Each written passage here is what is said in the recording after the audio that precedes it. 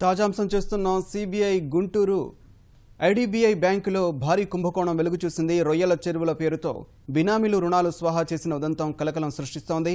IDBI అధికారుల ఫిర్యాదుతో CBI అధికారులు విచారణ ప్రారంభించారు. 7 కోట్లకు పైగా స్వాహా జరిగినట్లు నిర్ధారించారు.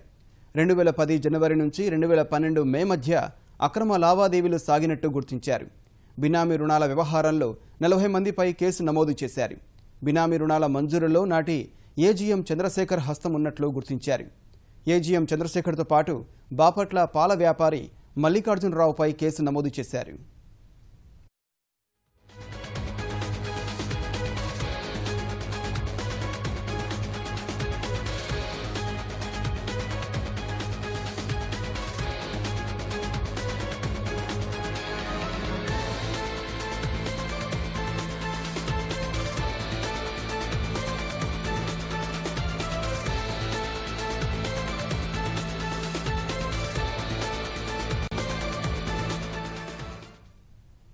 గుంటూరు ఐడిబిఐ బ్యాంకులో భారీ కుంభకోణం వెలుగు చూసింది. రొయ్యల చెరువుల పేరుతో బినామీలు రుణాలు స్వాహా చేసిన ఉదంతం కలకలం సృష్టిస్తోంది.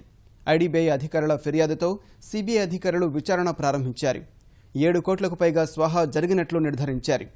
2010 జనవరి నుంచి 2012 మే మధ్య అక్రమ లావాదేవీలు సాగినట్టు గుర్తించారు. బినామీ రుణాల వ్యవహారంలో 40 మందిపై కేసు నమోదు చేశారు. బినామీ రుణాల మంజూరులో నాటి ఏజీఎం చంద్రశేఖర్ హస్తం ఉన్నట్లు గుర్తించారు.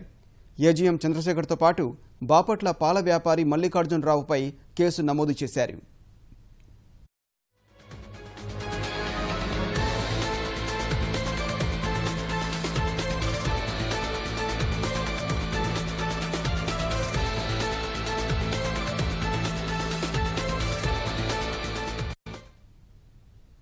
ఈ కుంభకోణానికి సంబంధించి మరింత తాజా సమాచారాన్ని మా ప్రతినిధి సూర్యరావు నుండి తెలుసుకుందాం. సూర్యరావు, చెప్పండి, ఈ స్వాహ పర్వం ఎలా వెలుగులోకి వచ్చింది? నిందితులు ఎలా బ్యాంకును బురుడి కొట్టించగలిగారు? ఈ బాపట్లలో కొందరు వ్యాపారులు, అలాగే అప్పటి ఏజీఎం చంద్రశేఖర్, ఈ మొత్తం ఈ పాత్రదారులు, సూత్రధారులు 2010 జనవరి నుంచి 2012 మే వరకు ఈ అక్రమ లావాదేవీలు జరిగాయి. అక్కడ రొయ్యలు, చేపల చెరువులు తవ్వుకుంటామని, ఏర్పాటు చేసుకుంటామనే పేరుతో ఈ బినామీ పేర్లతో భారీగా ఐడిబిఐ బ్యాంక్ సొమ్మును కొల్లగొట్టారు. ఇందులో బ్యాంకు సిబ్బంది చంద్రశేఖర్ పాత్ర అయితే ఉంది. సిబిఐ మొట్టమొదటిగా అతన్నే A1 ముద్దాయి నిందితుడిగా చేర్చింది.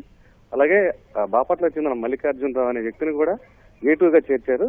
మరో 38 మంది ఈ కుంభకోణంలో ఉంది. సిబిఐ గత నెల 28న మొత్తం ఈ 40 మంది పైన కూడా కేసు నమోదు చేసింది, విచారణ చేపట్టింది.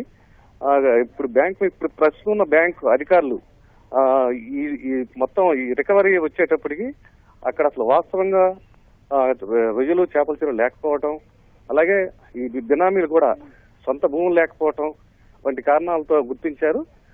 ఐడిబిఐ ఉన్నతాధికారులు విశాఖలోని సిబిఐ అధికారులకు ఫిర్యాదు చేశారు. వారు రంగంలో దిగాక మొత్తం ఈ గుట్టంతా బయటపడింది. ఈ నేపథ్యంలో సిబిఐ అధికారులు దర్యాప్తును ముమ్మరం చేస్తున్నారు. జిల్లాని ధన్యవాదాలు సూర్యరావు.